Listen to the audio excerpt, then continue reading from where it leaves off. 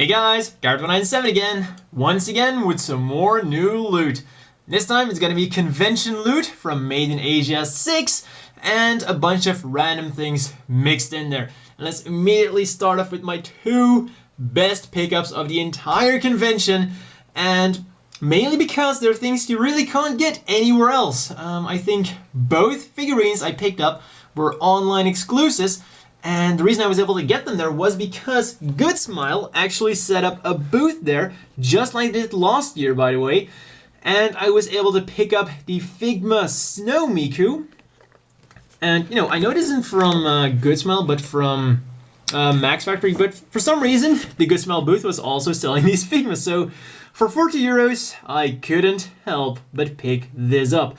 And you know, yeah, last year they were also there, and then back then I was able to pick up the Nendoroid Sakura Miku and also the Nendoroid Snow Miku 2013 version, which I think was also a limited edition. And you know, of course, I'm talking about that because of foreshadowing. The second figure, you know what, let's have a look at the box first. You know, really nice looking figure of my second favoriteest Vocaloid. Favorite, of course, being Haku, but she doesn't really have a lot of figurines. Quite an understatement. Next up, we have from the Nendoroid series, Snow Miku Magical Snow version, and I really love the package it's in. I mean, it's kind of reminds me of those masterpieces from Robotech. You know, they're in this book kind of thing, opens up really nice.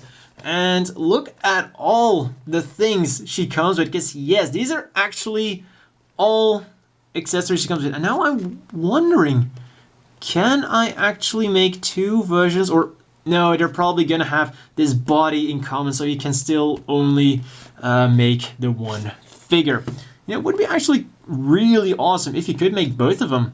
Remove the front hair portion to exchange expressions. Yeah, this one isn't quite as cute as the other one, so if I decide to take it out, definitely gonna go with one of the two. And now I've gotta be careful opening this up because this doesn't really like to open, and I don't want to rip it any further. Oh, there we go. And have a look at that. And it's so reflective and shiny. You know, I really love that there's a book inside the book.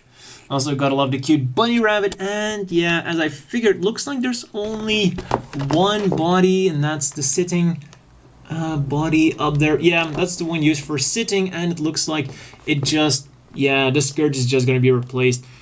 So technically, there's almost, yeah, there are pretty much two Mikus in here, but we only get one body. Fantastic.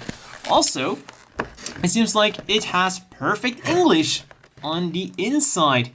You know, Hatsune Miku, voice actor Saki Fujita, or, you know, to put it more specific, the person whom they took the voice samples from, is voice synthesizer software for the PC, which was developed and released by Sapporo-based company Krypton Future Media Inc.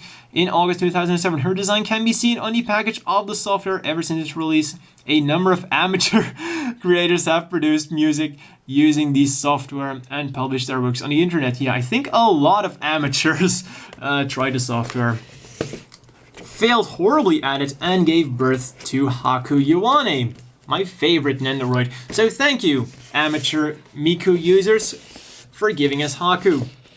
And let's put this to the side now. And the figure has already kind of come into view here because I had to move the camera all the way back to fit this giant box in there. This one I didn't pick up at the convention. It came in the mail a few days ago. It's of course Rise-chan from Persona 4, my favorite character from what might now be one of my favorite games of all time. Can't believe I hadn't played it until now. I had a PlayStation, never picked up Persona 4. Well, never picked up Persona 4 until recently, quite recently, so, you know, and I can't wait to play Persona 4 now again. You know, I'm playing it right now, and I mean, I so love the game. Really like the character, so, you know, I kind of have this thing, if I really like something, I just want to have something to put in my display case, just to, you know, have it as a reminder of the game, you know, look at the display case. Reminiscing about memories of great games, nothing beats that. So, let's put this to the side, and those are actually all the figurines I got. Then, moving on, we have a bunch of mangas, because that is the one thing Made in Asia is also really great for. You know, there are a lot of different booths selling mangas, and this is actually from a stand that's always there. It's also at the other major convention, and they sell used mangas for €2 a piece. Unfortunately, unfortunately for some other people, they're mainly French, a few Japanese ones, but they were very obscure ones. I don't think I really saw any one I knew. So, the ones I got were a bunch of random Yu-Gi-Ohs, and like I said, and actually, well, the thing about that stand is they're all just literally like thrown in boxes, and dig through the boxes, look through them. Well, they're all stacked up like this, so you can just go through all the numbers. But as you see, they're very random. They didn't make any attempt to put them in order, and that is, of course, you know, there are a lot of people at the stand, so people will go to the stand because there are a lot of people there. That's kind of how psychology works. So the thing is, you have to spend a fair amount of minutes there before you find something good, and then you of course gotta hunt for the rest. You know, I was able to pick up 9, 16, 19, 20, and 21. Then next up is Mobile Police. Sounds very similar. Patlabor or Patlabor. I've always wondered how the hell you pronounce that. Patlabor, Patlabor, Patlabor, Patlabor, Patlabor, whatever. Mobile Police. And yeah, this is of course one of the disadvantages. I picked up 2, 3, and 4 from our good friends at Kabuto. Praise the Helix Fossil. Down with Kabuto. Moving on. So, Patlabor. This one of the series I've seen, I've heard I've seen it so many. I mean, I've seen the thing, I've never seen the actual series, but I've seen so many pictures of it. I actually have two model kits of this lying around because they came in a bundle with a few other model kits. So actually, if I like this, I'll immediately have some figurines to build of this, which is, like I said, just a pure twist of fate because they were in a bundle, which was a good price. So I'm putting these to the side, and those were actually also some pretty old figures, so I don't know if they're actually worth something or not. Then two Buzo Rankin mangas. Once again, completely random numbers. We have number 5 and number 8. Last convention, I was able to pick up number 2, 3, and 4 from the same stand, and now I suddenly found number 5 and 8. I also found 9 and 10, but when I picked out the mangas from it, the pages suddenly went all like this. So that's usually not a good sign for used manga, so I quickly put it back and moved on with my search. And I'm kind of bummed that I still wasn't able to get number 1. I think it's just not there. And it seems like it's kind of a running theme. Patlabor, no, Patlabor, Mobile Police. It was just no number 1 anywhere. And I went around it twice, wasn't able to find number 1. But then this ugly yet beautiful world only had number 1. Come to think of it, maybe there's only 1? No, can't be. Anyways, that volume was all over the place for some reason. I don't know. Did people not like that series? I thought it was pretty good. So yeah, that's kind of a weird thing that's going on. That manga was everywhere, everything, every corner you look, this ugly yet beautiful world. So yeah. And then more mangas. We have more convention deals. Fairy Tail, and they were having a 5 and 1 free. So I bought 11 Fairy Tail mangas and 1 Fairy Tail novel, because this also counted towards the 5 and 1 free. Les couleurs de cœur. And for some reason in French, that actually rhymes. The colors of the heart. And yeah, it's a novel, it's in French, it's Fairy Tail. no reason not to pick it up. Then, just went for Fairy Tail number 21 through 31. The question, why so many fairy tales? Well, I was originally planning to go 50-50 on Fairy Tail and Magi, but for some reason, they ran out of Magi. I actually asked them, where are the Magis, because I simply couldn't find it anywhere. And then there was one volume 15 left. Whoop-de freaking do. I mean, that's very useful considering I only have 1 through 3. So yeah, probably not a good sign that you're already out of one of the most popular manga series at the moment after 1.5 days at a 3-day event. Yeah. Then I also picked up number 5 and 6 from Evangelion the Iron Maiden second. And if I'm not mistaken, these continue on from where the series left off. So they kinda, I guess, narrate the story of the characters about what happened after the kind of confusing ending of the original Evangelion. So I gotta say, I haven't read the 1 to 4 yet, even though I have them, but I kind of had some other stuff to read. I am already reading Fairy Tail, I'm reading Negima, so I'm reading a lot of stuff, and then just reading a series that I don't have complete yet, kind of seemed like just another thing I'm reading at the moment. Come to think of it, I should really get to finishing Ichigo Hyakuparsento. Yet another thing I'm reading, so that's really the reason I haven't started this yet, and I think 6 is the final manga in this series. It was only... Well, they only had 1 to 6, so I'm going to assume that 6 is actually the final one, and then I'll go on reading this.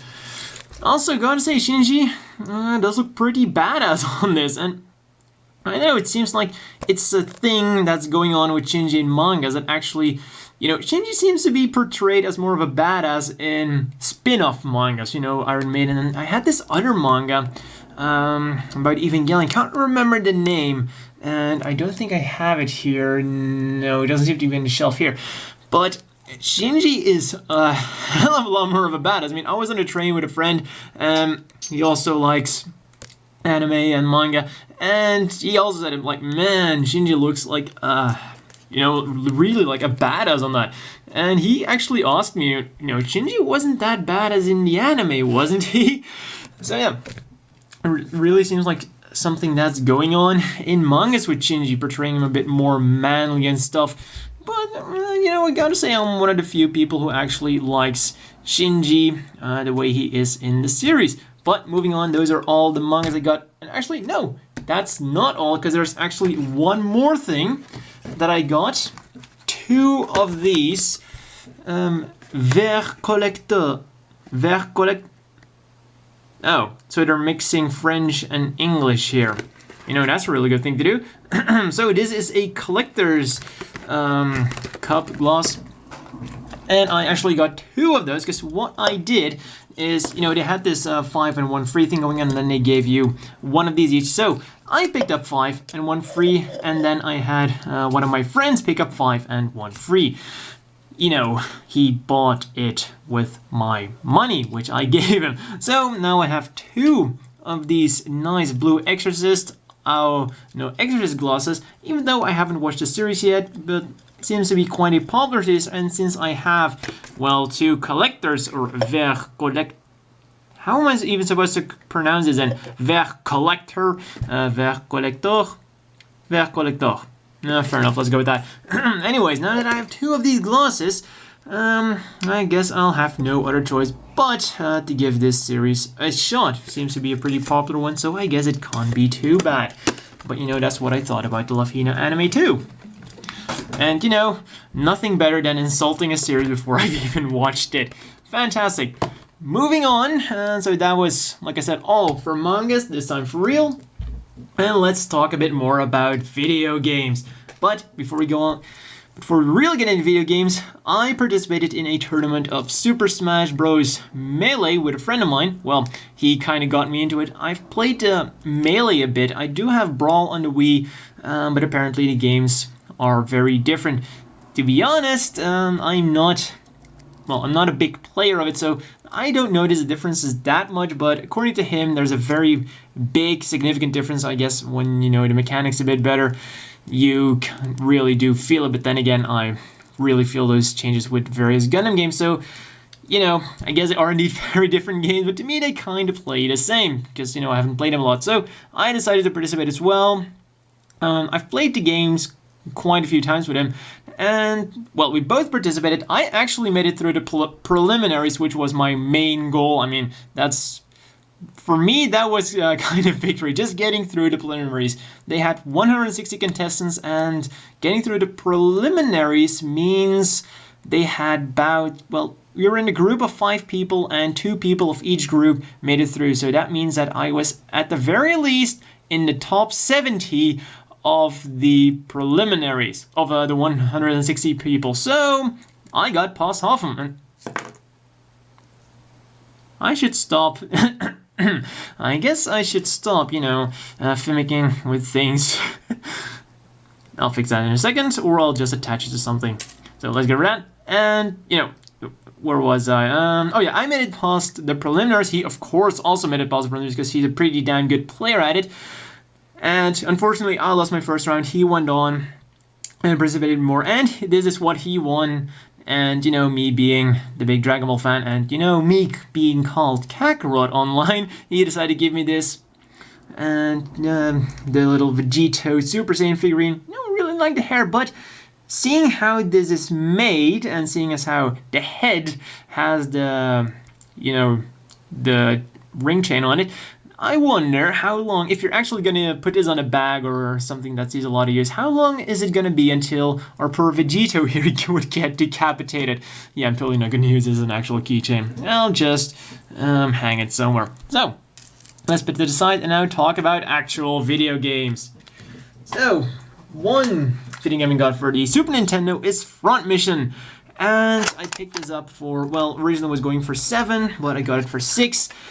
And the thing about this was, I actually kind of forgot that the online store I usually buy on eBay actually carried this for, gotta think here, $12, and that was complete in box. So what I'm gonna do is, I kind of forgot about that, because, you know, Front Mission, I've been meaning to buy it, but yeah, I never really got through it. And when I saw it at the convention, this was kind of an impulse buy. You know, I saw the Front Mission, didn't really see any other great deals on games, so I figured I would get this. And when I got home, I knew they had it boxed, but I thought it was much more expensive at the time. So I thought, you know, I'll just go ahead and buy this. And I have to say, this, the cartridge is in really good shape.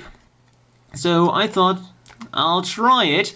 Well, I'll buy it. But apparently it turns out I have it for $12, so I think I'm gonna try to sell this, buy the box version, and then I'll just see which one of them has the better cartridge. So I'll get rid of that then. Talking about video games I'm gonna get rid of, one of them I kinda got screwed over without realizing it. Pokemon Stadium 64. You know, I've also bought a Nintendo 64 a week ago. And the thing is, first sight, doesn't seem to be anything wrong with the cartridge. I paid, you know, not 10, I paid 9 for this. And, you know, it doesn't look like anything wrong, just looks like a standard Nintendo 64 cartridge. Here is Pokemon Snap, which I didn't pay $9.50 for. Yeah, it doesn't look like there's anything wrong. And talking about Snap and the price I paid for it, I got Snap alongside with this adapter here for Pokemon Stadium. These two were $15, and once again, Pokemon Stadium looks to be pretty okay. Bring in Zelda here, which I paid $25 for. Yeah, I know it's probably way too expensive. $25 for this, 25 euros for this. But you know, I have a 64. Gotta have a Zelda game on that. And I guess I should get to buying a Mario game. But the thing is, I bought these 3 games. You know, I was willing to pay the convention price just to have these 3 games, because, you know, they're quite big games. Back to the problem for Pokemon Stadium. The thing is, the code at the bottom, and especially the final 3 letters. When we look at Zelda, it says EUR. When we look at Pokemon Snap, it says EUR. When we look at Pokemon Stadium, it says FRA for France. Because yes, I didn't buy the English Pokemon Stadium, I got the French Pokemon Stadium. And there are 2 big problems with that. First of all, it's entirely in French. Yes, this might sound a bit weird because, you know, all my mangas are in French, but the thing about the French mangas is they're cheaper, they're not censored, and I like the way they look a hell of a lot better. The thing about French video games is they're translated. I'm used to playing English video games, and they're worth a hell of a lot less. So I was expecting to pay 10 euros for an English Pokemon Stadium. And really, the reason why French games are worth less is they speak French in half of Belgium, which is a pretty small country to begin with. They speak it in France and a portion of Canada. They speak English all over the world. Yes. And, you know, I'm really bummed out it's in French. And I think that, just like the front mission, I'm gonna sell this. Because, you know, I want an English Pokemon Stadium, not a French Pokemon Stadium, and I'll try to sell it, you know, for 10 euros or something like that, you know, and then I'll just have to look for an English Pokemon Stadium or hope I can find one on the cheap. And talking about the Nintendo 64, this is the beast I got, and actually I wasn't planning on getting a Nintendo 64, but I was going over the flea market and I found this bad boy for 18 euros. It came with all the cables, also comes with a third-party controller, which works. I mean, I had to fix this thumbstick, but it seems like it does give kind of an error with the system. It works, but the system complains about it not being a real controller, and then I have to plug in a real controller, and it refuses to save anything with this controller plugged in. So yeah, I already ordered a real controller, so I can't wait to get that and be able to save my games. You know, for a second I actually wondered how this system saves games, because, you know, for some reason it refuses to save games with this controller. So I started wondering, do I have to plug in a memory card in here, or does it just have a battery backup inside the cartridges, which is probably what's going on with the thing. And one more thing, I didn't just pay 18 euros for a bootleg controller and a real Nintendo 64, but also for 007, The World Is Not Enough. Unfortunately, not GoldenEye, but still, 18 euros for this entire package. You know, that's really pretty much why I got it. If I wanted to get rid of it, I could probably get, at the very least, 30 euros right away. So I guess I kinda bought it as an investment. Try out some good games, you know. They have the Zeldas, Ocarina of Time, and also Majora's Mask was for the 64. So if I can find Majora's Mask or any of the other great games, actually I think my friend, you know, the same guy that participated in the Melee tournament, actually has Mario 64 and I think Majora's Mask as well.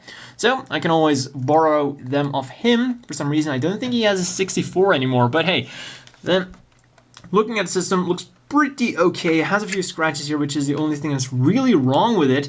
And, well, it's a bit dirty, but I'll just have to clean that up a bit. So, really happy about the 64. Not quite as happy about one of the games I got. The French Pokemon Stadium. You know, that really sucks. But, moving on, from the same guy, I got the 64. I also got... Oh. And I just realized that there was something on those boxes, and 2 stickers I got with my Hatsune Miku figurines, of course. This one you got free with the Figma, this one you got free with the Nendoroid. I'm kind of sad to use this face because I like the other two a hell of a lot more. Then going on with the games I got from the same guy, we have two games in one, Sonic Advance and Sonic Battle.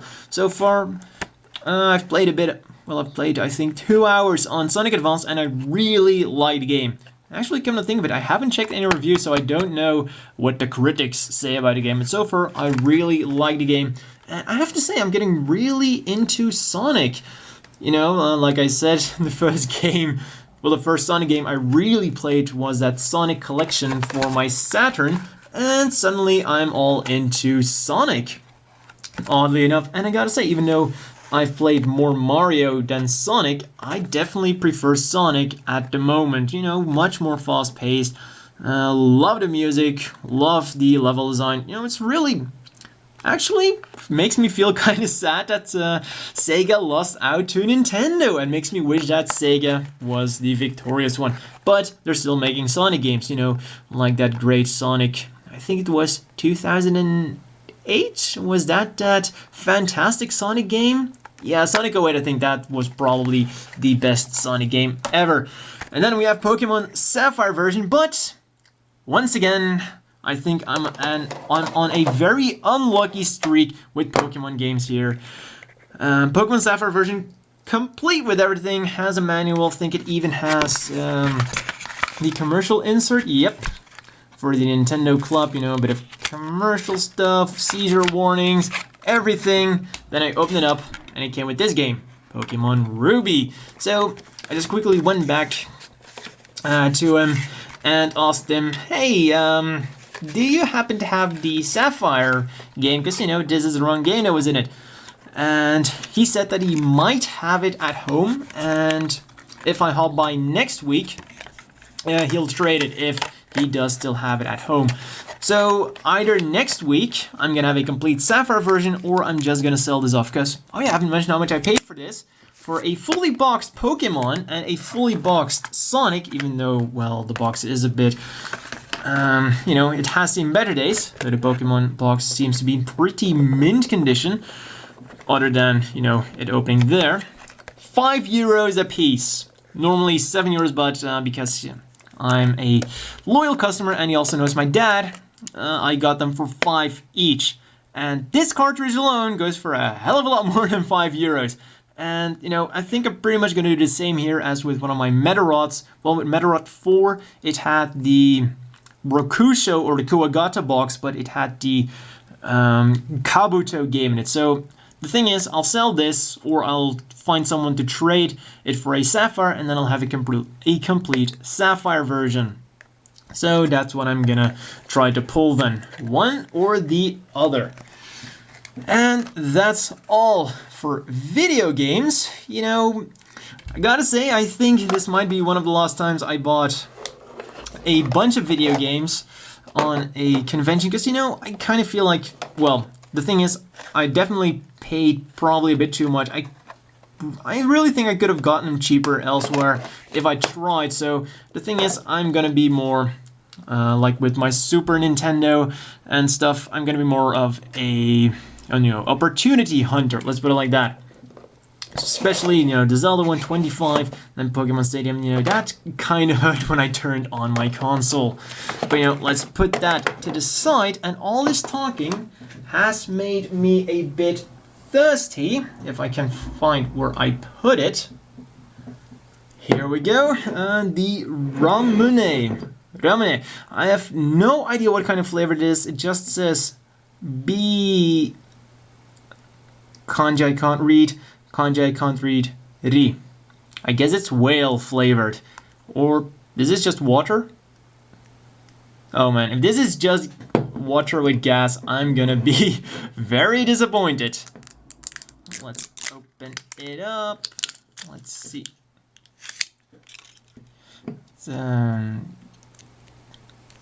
This goes out, and then now just gotta be careful the thing doesn't overflow. Shit. Ah well, at least there weren't any mangas underneath there. Smells like bubblegum and mess. Bubblegum and mess. Oh man, last time it wasn't quite as gassy, and I was able to contain it just by pressing it on. You know, maybe carrying it around in a plastic bag all day made it a bit more potent. But you know, let's have a sip.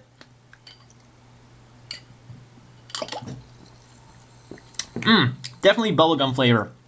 Just like the Pokemon one. And really like it. Unfortunately, I think I've got a mess to clean up. Or, you know what? Hands are already sticky. Let's have a look at some other foodstuffs. Push the camera back a bit, make sure it doesn't get in any of that mess. Quickly wipe off my hands, and in comes edibles. We have Poke, strawberry flavored, Ichigo flavor. You know, since HLJ kinda ruined my ideas for some more otaku lunchtimes, and you know, we're only going to get the one new one, the one Yakisoba hadn't reviewed that hadn't gone off, I guess we'll just have to settle for some otaku snacks. We have strawberry mochi, and I love these. These are really great. And some more mochis I got are the melon flavored ones. I'm not sure if it's some kind of special lemon, because these... did I say melon? Melon. And I'm not sure if it is some kind of special melon, because it kind of looks different from the normal melons. Melon cream. Nope, just has melon cream on it. But that's all for the stuff I got. And pretty much all for this video. Had a lot of fun with my friends at the convention. And, well, I guess that's really about all. And I have got a mess to clean up. Well, what a great way to end a video. I mean, these new loot videos seem to be getting better and better endings. Last time it was rancid food. Now I've just got a mess to clean up. Well, hope you guys have a better time than me these next few minutes. Well, see you next time.